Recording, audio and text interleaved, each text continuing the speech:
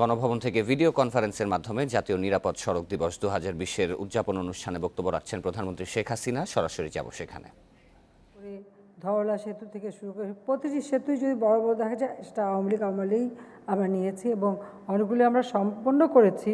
হয়তো উদ্বোধন করতে পারিনি, কিন্তু সম্পন্ন করে দিয়ে গেছিলাম। আবার অনেকগুলি কাজ আমরা শুরু করেছিলাম, এইভাবেই আমরা করেছি। কিন্তু সেই সাথে সাথে আরেকটা বিষয় আমরা লক্ষ্য রেখেছিলাম। সেইবারই আমি প্রথম, আপনারা যদি একটু স্মরণ করেন, সেটা হচ্ছে বঙ্গবন্ধু সেতু থেকে নিয়ে আমরা যে একটা নতুন রাস্তা তৈরি করেছিলাম, নলকা হাতিকমরুল রাস্তা। সেই রাস্তাটাকে এমনভাবে করেছিলাম যে যেখানে দ্রুত যান যাবে, আর তার পাশেই আবার যেন আমাদের ওই অঞ্চলের সাধারণ ইউনিয়নের সাথে এলাকার মানুষজন যোগাযোগ করতে পারে, তার জন্য একটু আলাদাভাবে আরেকটি রাস্তা করে দেওয়া, যেন স্বল্প যেগুলি গতিসম্পন্ন বা এলাকার মানুষজন যোগাযোগ করতে পারে, যাতে একটু অ্যাক্সিডেন্টটা কম হয় আর মানুষজন যোগাযোগটা রাখতে পারে। সেইভাবে ওই রাস্তাটা আমরা তখন আমাদের এত অর্থে টানাটানিও ছিল, যেটা আমরা যখন 2 লেনের রাস্তা করার সাথে সাথে আরও 2 লেন আমরা ওইভাবে যার যেগুলি গতি কম সেই ধরনের রাস্তার জন্য ওটা একটা দৃষ্টান্ত হিসেবে আমরা তৈরি করে দিই।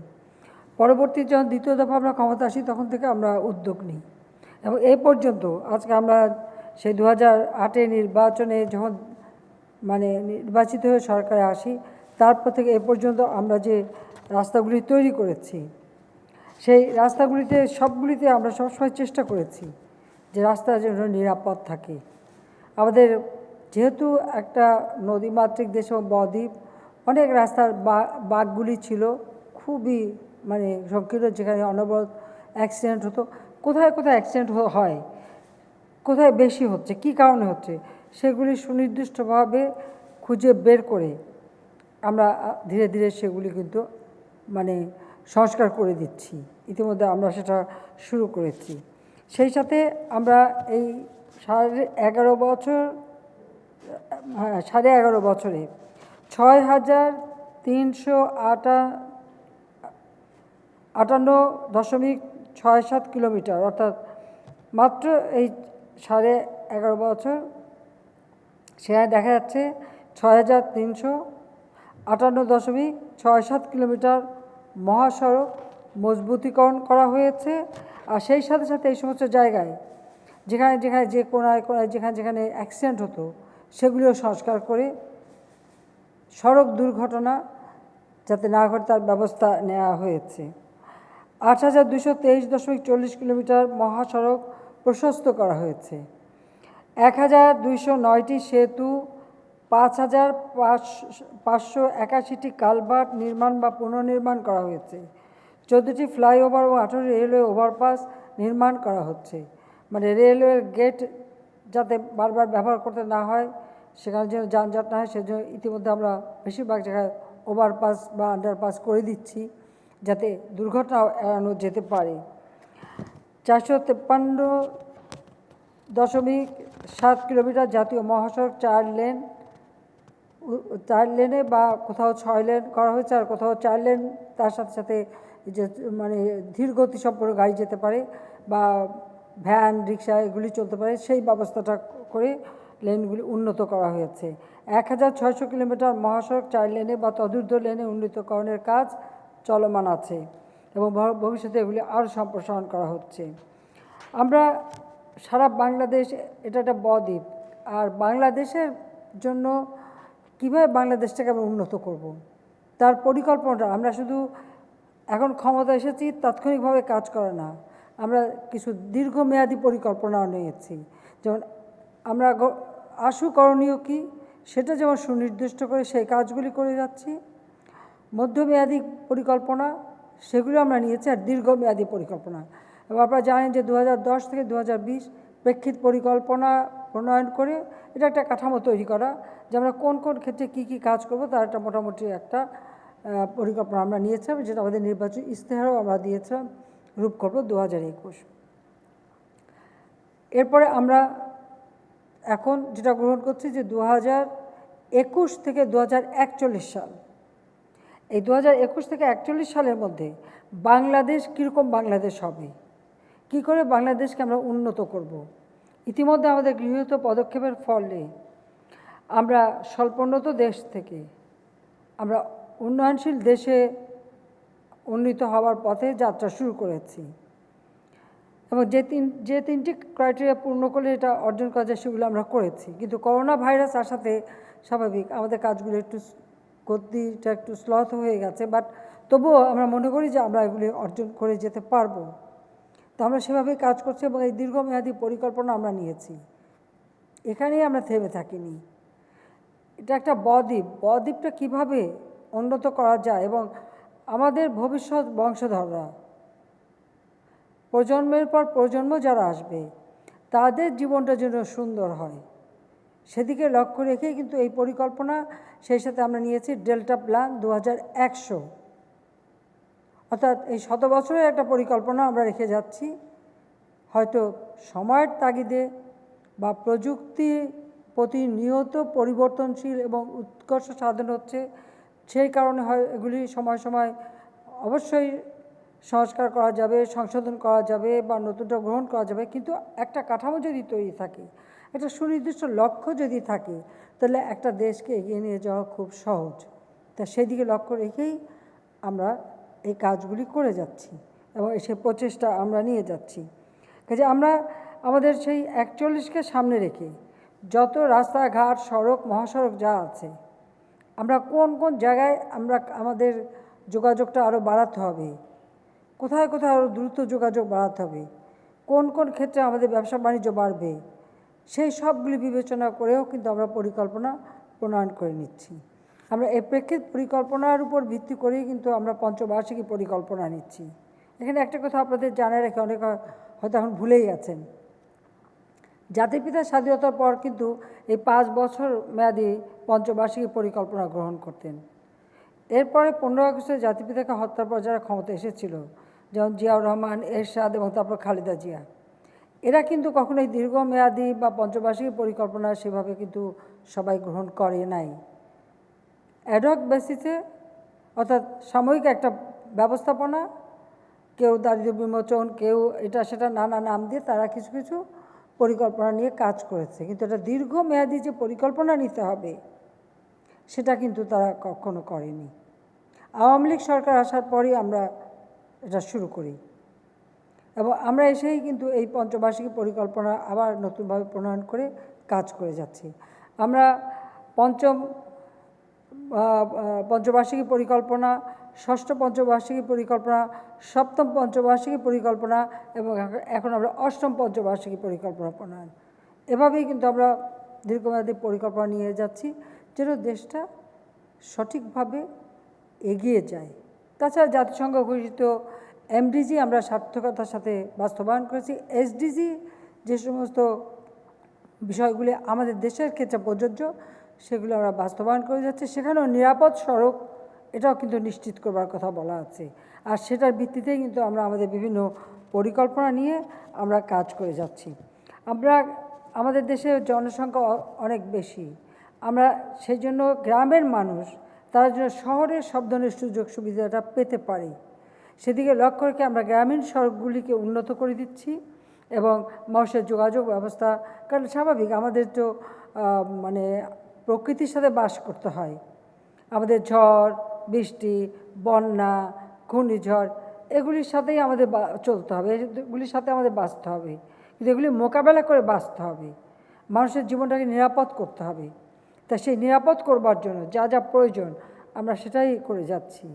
এবং সড়ক নির্মাণের ক্ষেত্রে আমি আবার অনুরোধ করব যে সড়কে যোগাযোগে যেমন নিরাপত্তা প্রয়োজন হবে, সেই সাথে সাথে সড়ক নির্মাণ করার সময় আমাদের প্রাকৃতিক ভারসাম্যটা যাতে বজায় রাখে সেটার দিকে আমাদের লক্ষ্য রাখতে হবে। পর্যাপ্ত পরিমাণে আমাদের কালভার্ট করতে হয়, ব্রিজ করতে হয়, আর আমাদের মাটি হচ্ছে দোআঁশ মাটি। আমাদের এই মাটিতে কোনো কিছু তৈরি করতে গেলে সেখানে কিন্তু খরচ অনেক বেশি, কারণ সড়ক নির্মাণের সময় অনেকে প্রশ্ন তুলেন ওই অমুক দেশে এত কম, তো আমাদের দেশে কেন এত বেশি। তাদেরকে অনুরোধ করব আমাদের মাটিটা আপনারা একটু পরীক্ষা করে দেখবেন, আর যে দেশের কথা বলবেন তাদের মাটিটাও পরীক্ষা করে দেখে আপনারা দেখবেন যে সেখানে সড়ক নির্মাণ করতে কত খরচ হয়, আমাদের দেশে কত খরচ হয়। কাজে এগুলিও আমাদের কিন্তু বিবেচনা করতে হবে, হয়তো দোষ দিলে হবে না, বাস্তবতাটা মেনে নিতে হবে।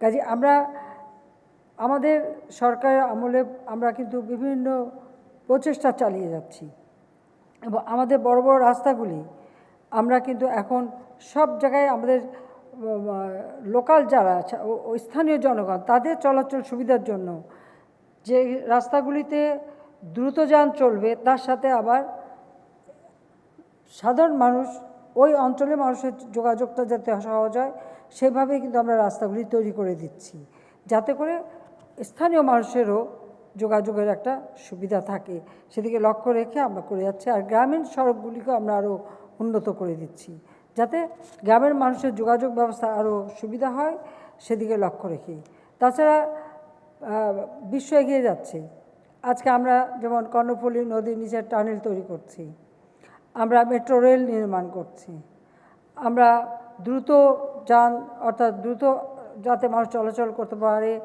সেই জন্য আমরা এমআরটি তৈরি করে অর্থাৎ এমনভাবে ব্যবস্থা নিচ্ছি যে মানুষ যেখানে কাজের জন্য যেতে চায় তার জন্য যেতে পারে সেই ব্যবস্থাও আমরা করে যাচ্ছি সারা আমাদের রাজধানী ঢাকা এই রাজধানী ঢাকাতেই যোগাযোগ ব্যবস্থা আমরা নিচ্ছি সেই সাথে ঢাকার সাথে সমগ্র বাংলাদেশের একটা নেটওয়ার্ক আমরা তৈরি করছি এই ক্ষেত্রে আমি আরও বলবো এখানে অবশ্য অনেক হিসাব দেওয়া আছে যে আমরা ঢাকা তার আশেপাশে এলাকা আধুনিক যোগাযোগ ব্যবস্থা নিশ্চিত করব 6টি মেট্রো রেলের আওতায় 128.741 কিলোমিটার দীর্ঘ এবং 104টি স্টেশন বিশিষ্ট একটি শক্তিশালী সড়ক নেটওয়ার্ক গড়ে তোলার কার্যক্রম আমরা শুরু করে দিচ্ছি ওটা এগিয়ে যাচ্ছে 67.569 কিলোমিটার উড়াল ও 61.172 কিলোমিটার পাতাল মেট্রো রেল নির্মাণ হবে এবং 51টি স্টেশন হবে উড়াল ও 53টি স্টেশন হবে পাতাল মেট্রো রেল চালু হলে পরে ঢাকা পার্শ্ববর্তী জেলার যানজটও কমবে তাছাড়া ঢাকার সাথে আমরা মানে কমিউটিং সিস্টেম অন্যান্য মানে জেলাগুলির সাথে যেন কমিউটিং সিস্টেমটা হয় দ্রুত যেতে পারে সেই ব্যবস্থাটাও নেবার পরিকল্পনাও আমরা নিচ্ছি এবং ইতিমধ্যে আপনারা জানেন যে আমরা সে ধরনের কিছু পদক্ষেপও নিয়েছি কার্যকর করেছি সেই আমার কথাটা হচ্ছে আমরা যে ব্যবস্থাগুলি নিচ্ছি এবং আমরা যখন প্রথমে সরকারে আসি তখন আমরা কিন্তু এই বিআরটিসির জন্য প্রায় 1000-এর কাছাকাছি বাস কিনেছিলাম আমাদের দুর্ভাগ্য বিএনপি ক্ষমতা আসার পর সেগুলি কোথায় কাকে দিয়ে টিয়ে সেগুলি ধ্বংস করে আর দ্বিতীয়বার যখন আমরা আসলাম তখন তাদের অগ্নিসন্ত্রাসের কারণে প্রায় 600 বিআরটিসির বাস এবং ট্রাক এবং প্রাইভেট কার প্রায় 3,000-3,500 গাড়ি তারা পুড়িয়ে দিয়েছিল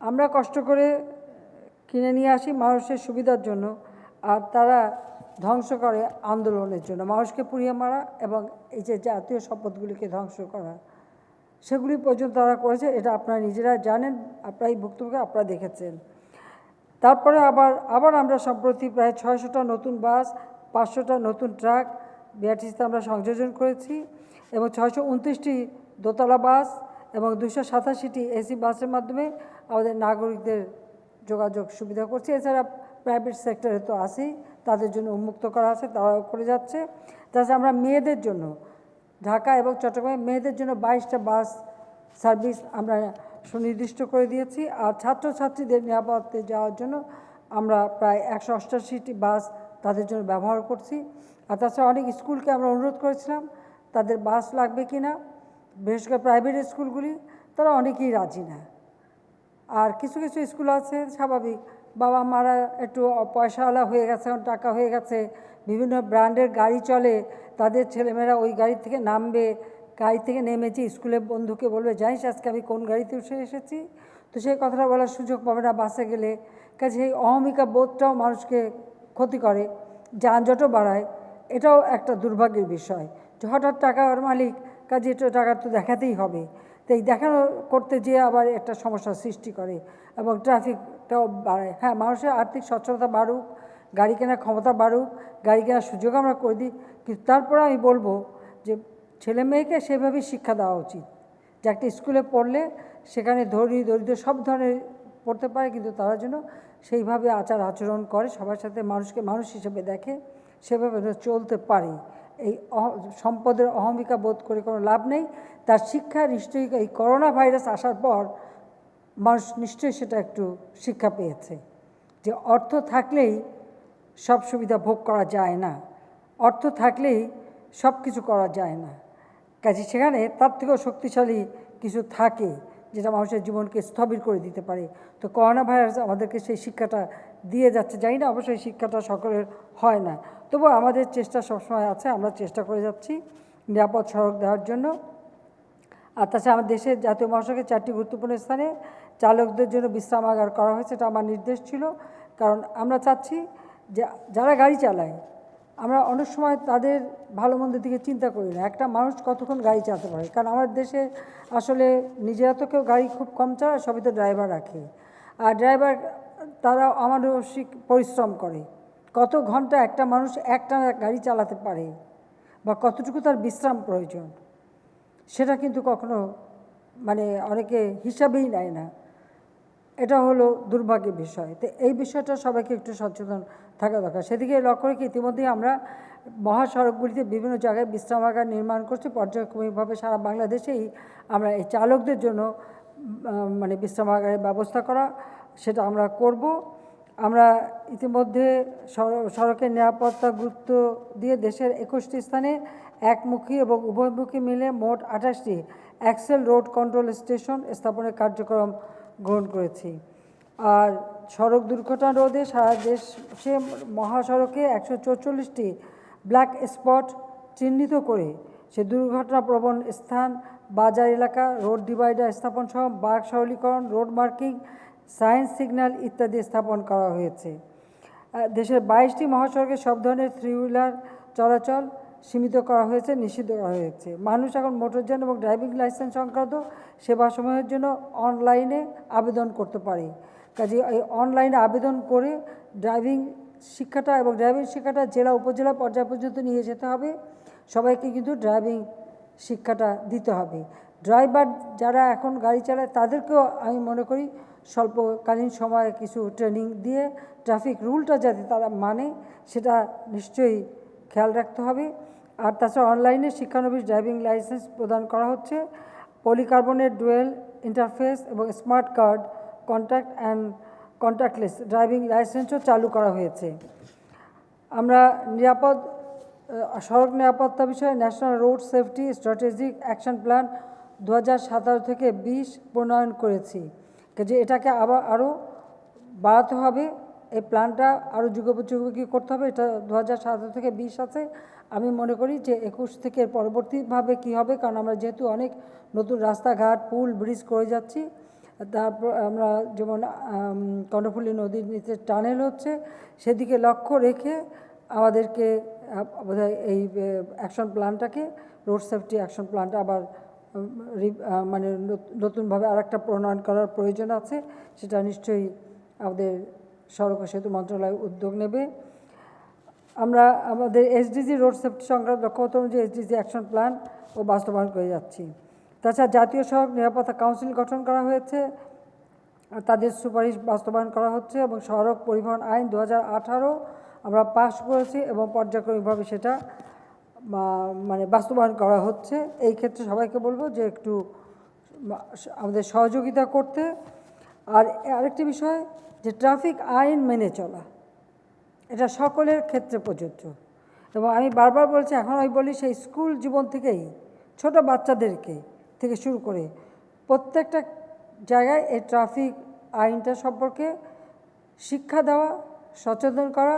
প্রত্যেকটা শিক্ষা প্রতিষ্ঠান, অফিস আদালত সব জায়গায় ওই ট্রাফিক রুলের পোস্টার লাগিয়ে রাখা এবং সবাই যেন এটা সবসময় দেখে এবং তাদের নজরদারিতে থাকে এবং তারা যেন এভাবে সচেতন হয়, সেদিকে বিশেষভাবে দৃষ্টি দেওয়ার জন্য আমি অনুরোধ জানাচ্ছি। তাছাড়া সড়ক নির্মাণের সময়ও, যেটা আমি আগেই বললাম, যে আমরা ইতিমধ্যে পদক্ষেপ নিয়েছি যে মানে স্লো অর্থাৎ কম গতির এবং দ্রুত গতির রাস্তা সেগুলি সুনির্দিষ্ট করা। দ্বিতীয় হচ্ছে ড্রাইভিং লাইসেন্সটা। আমাদের অনেক সময় ড্রাইভার হেল্পারকে গাড়ি দিয়ে সে একটু বিশ্রাম করতে চায় আর তারপরে অ্যাক্সিডেন্ট হয়, অথবা ড্রাইভার এত ক্লান্ত থাকে যে হয়তো ঘুমিয়ে পড়ে, তখন অ্যাক্সিডেন্ট হয়। সেই কারণেই একদিকে যেমন ড্রাইভারদের মানে ট্রেনিং আবার দেওয়া, লাইসেন্স দেওয়ার সময় ভালোভাবে পরীক্ষা নিরীক্ষা করা যে সত্যি ভালো ড্রাইভিং জানে কি না, বা ওই 2টা টাকা দিয়ে যেন ড্রাইভিং লাইসেন্স দিতে না পারে সেদিকে দেখা। সেই সাথে যারা হেল্পারে কাজ করে আমি মনে করি তাদেরকে একটু ট্রেনিং করাই দিতে হবে, তাদেরও যেন ড্রাইভিং সম্পর্কে একটা ট্রেনিং থাকে, গাড়ি সম্পর্কে ট্রেনিং থাকে। তারপর হচ্ছে গাড়ির ফিটনেসটাও খুব বেশি দরকার। কাজে গাড়ির ফিটনেসটাও যত নিয়মিত হয় এবং সেগুলি বিশেষভাবে পরীক্ষা নিরীক্ষা করা এবং গাড়ির ফিটনেসটা ঠিক করা। আর ড্রাইভারদের একটা মানুষ কত ঘন্টা একটানা গাড়ি চালাতে পারে, তারপরেই তার একটা বিশ্রামের সময় দরকার অথবা তার পরিবর্তন দরকার। তো যারাই প্রাইভেট সেক্টর বা সরকারি সবাইকে বলবো আমি যে আপনারা যদি স্পট ঠিক করে রাখেন যে এই ড্রাইভারটা এত মাইল চলবে, এত ঘন্টা চালাবে, তারপরে সে সেখানে নামবে, বিশ্রাম নেবে। যদি থাকে তাহলে ওখানে অল্টারনেটিভ ড্রাইভার থাকবে, সে আর একজন সে চালাবে। এইভাবে যদি আমরা ব্যবস্থা করতে পারি আমাদের আরও দুর্ঘটনা কমে যাবে।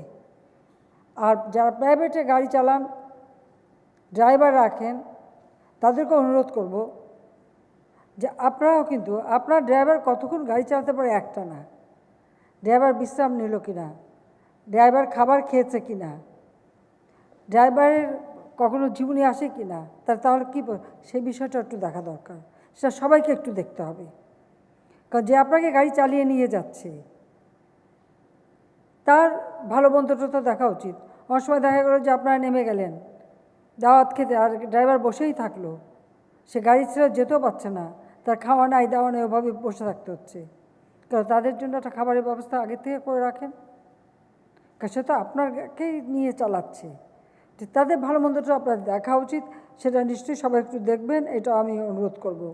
আর আমরা পর্যায়ক্রমভাবে সমস্ত সড়কের পাশে আমরা এই বিশ্রামাগার করব, কারণ যেখানে আমাদের পেট্রোল পাম্প আছে তার সাথে আমরা করতে পারি। রেস্টুরেন্ট থাকলো বা একটু ব্যবস্থা থাকলো, তারা সেখানে বিশ্রাম নিল, সে ব্যবস্থাটা করতে হবে। আরেকটা বিষয় লক্ষ্য রাখতে হবে, যারা গাড়ি চালাচ্ছে তারা মাদক সেবন করে কি না, তাদের ডোপ পরীক্ষা করা দরকার এবং মাদক সেবন করে কি সেটা পরীক্ষা করা দরকার। প্রত্যেকটা ড্রাইভারে এই পরীক্ষাটা একান্তভাবে অপরিহার্য, সেটাও আপনাদের করতে হবে। আর গাড়ির আমি ফিটনেসের কথা আগেই বলেছি। আরেকটা প্রবণতা আছে আমাদের গাড়ি ড্রাইভারদের, ওভারটেক করা।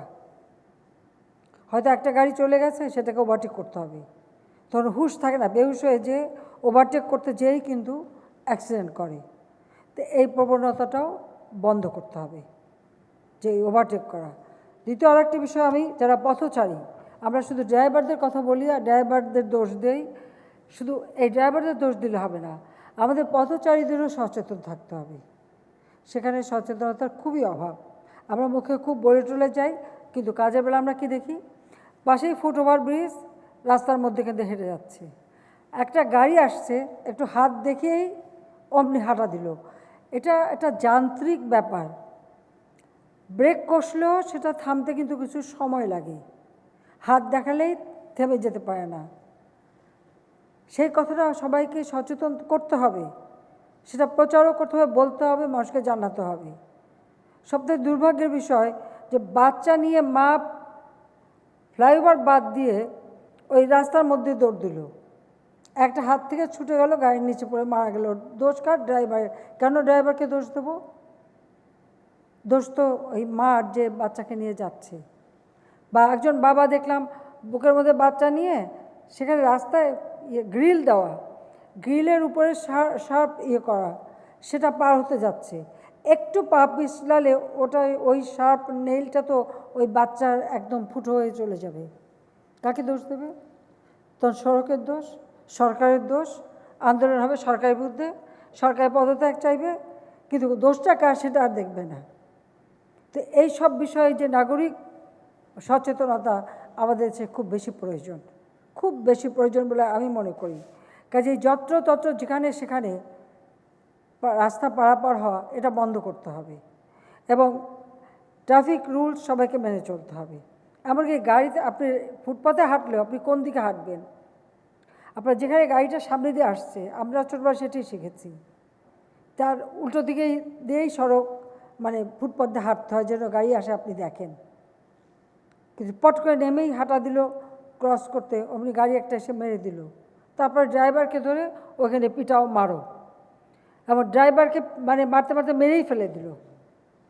কিন্তু বিচার করলো না যে কার দোষে অ্যাক্সিডেন্টটা হলো, বেচারা ড্রাইভার জীবনটা দিল। কিন্তু এর ফলাফলটা কী দাঁড়াচ্ছে, কথা আমি বহুবার বলছি, আমি আবারও বলি, ফলাফলটা এই দাঁড়াচ্ছে যে একজন হয়তো ধাক্কা খেয়ে পড়ে গেল, মার খাওয়ার ভয়ে, প্রাণের ভয়ে ড্রাইভার কিন্তু গাড়ি চালিয়ে গেল, সে যে পড়ে গেল, তার উপর দিয়ে যদি গাড়ি আবার না যায় সে কিন্তু বেঁচে যায়।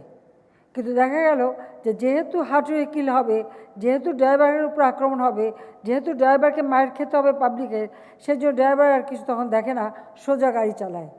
ওই দ্বিতীয়বার যখন গাড়ি তার উপর দিয়ে যায় সেখানে তার মৃত্যু হয়। সেই জন্য আমি বারবার জনগণকে সচেতন করেছি, এখন আবারও অনুরোধ করব, কোনো অ্যাক্সিডেন্ট হলে কেউ ড্রাইভারের গায়ে হাত দেবেন না, কেউ গাড়ি আক্রমণ করবেন না, বরং যে পড়ে গেছে তাকে রক্ষা করার জন্য খুব দ্রুত। এখন আমাদের কিন্তু পুলিশের সার্ভিস খুবই ভালো, যে কোনো সময় 999-এ ফোন করে তারা পৌঁছে যাচ্ছে, যে কোনো সময় খবর দিলে তারা এসে যাচ্ছে। কেউ সেখানে হাত না দিয়ে তাদের ডাকেন, এদের উদ্ধার করুক, হাসপাতালে নিয়ে যাক, চিকিৎসার ব্যবস্থা হোক, আর তারপরে বিচার করেন যে কী কারণে অ্যাক্সিডেন্টটা হলো। যদি ড্রাইভারের দোষ হয়, আইন আছে, আইন তার ব্যবস্থা নেবে, কিন্তু আইন কেউ হাতে তুলে নেবেন না। এবং এই আইন হাতে তুলে নেওয়ার কারণে অনেক মানুষ কিন্তু মারা যায়, কারণ ড্রাইভার সাহস পায় না গাড়িটা থামায় ওই লোকটাকে সাহায্য করতে। তার ভয় হয় যে তার গাড়ির ধাক্কায় পড়ে গেছে, সে যদি থামাতে যায় বা তাকে যদি সাহায্য করতে যায় তাহলে সে পাবলিকের হাতে মার খাবে। এই মানসিকতা পরিহার করতে হবে। এবং এ ব্যাপারে আমি বলবো, আমাদের যারা নিরাপদ সড়ক নিয়ে আন্দোলন করেন তাদেরকে অনুরোধ করব যে এটা একটু ব্যাপক প্রচার করেন আপনারা, এবং সেটাই বলেন। সর্বক্ষণ এই গাড়ির দোষ, ড্রাইভারের দোষ, অমুক দোষ সেটা না দেখে কার দোষে অ্যাক্সিডেন্ট সেই জিনিসটা আপনাকে দেখতে হবে, সেটাই আপনাকে বিবেচনা করতে হবে। আর বিচারের জন্য তো আইন আছে, আদালত আছে, সেখানে বিচার হবে। কাজে কেউ আপনারা নিজের হাতে আইন তুলে নেবেন না, এটা আমার অনুরোধ থাকবে। দ্বিতীয় কথা হচ্ছে, রাস্তা পার হওয়ার সময় সবাই ফুটওভার ব্রিজ বা আন্ডারপাস ব্যবহার করেন, বা জেব্রা ক্রসিং যেখানে সেটা ব্যবহার করেন। জেব্রা ক্রসিং ব্যবহারের ক্ষেত্রে যেমন সেখানে আমি মনে করি প্রত্যেকটা রাস্তায় ট্রাফিক লাইট রেখে দেওয়া উচিত। যখন যারা যাবে, যখন বিদেশে আছে, বোতাম টিপলেই লাল বাতি জ্বলবে, জেব্রা ক্রসিং দিয়ে পার হয়ে যাবে, গাড়ি অটোমেটিক থেমে যেতে হবে, গাড়িকে থামতে হবে সেখানে। সেই ধরনের একটু প্রযুক্তি ব্যবহার করতে হবে আমাদের, তাহলে আরও অনেক